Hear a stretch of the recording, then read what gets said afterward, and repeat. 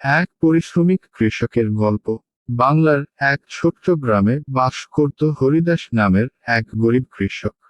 তার জমি ছিল খুব অল্প, কিন্তু ছিল অসম্ভব পরিশ্রমী মন মানসিকতা। প্রতিদিন ভোরবেলা ঘুম থেকে উঠে সে নিজের ক্ষেতে চলে যেত। গরম হোক বা বৃষ্টি, হরিদাস কোনো দিন কাজ ফাঁকি দিত না। হরিদাসের পরিবারে ছিল স্ত্রী আর দুই সন্তান। সংসার চালাতে তাকে অনেক কষ্ট করতে হতো। মাঝে মধ্যে ক্ষেত ভালো ফল দিত না, বাজারে ফসলের দামও পড়ে যেত। তবুও সে হতাশ হতো না।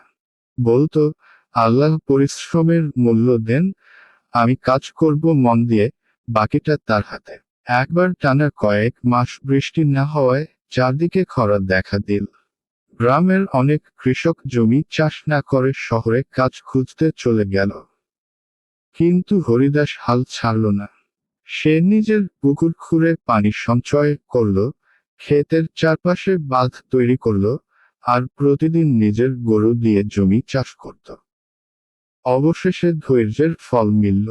মৌসুমের শেষে তার ক্ষেতে ফলল সোনালি ধান। যেখানেই চোখ যায়, সেখানে শুধু ফসলের ঢেউ। গ্রামবাসী অবাক হয়ে দেখল, যে সময়ে সবাই হাল ছেড়েছিল, হরিদাসের গল্প আজও গ্রামের মানুষদের শেখায়, পরিশ্রম কখনো বৃথা যায় না। ভিডিওটি যদি ভালো লেগে থাকে তাহলে অবশ্যই সাবস্ক্রাইব করতে ভুলবেন না। যারা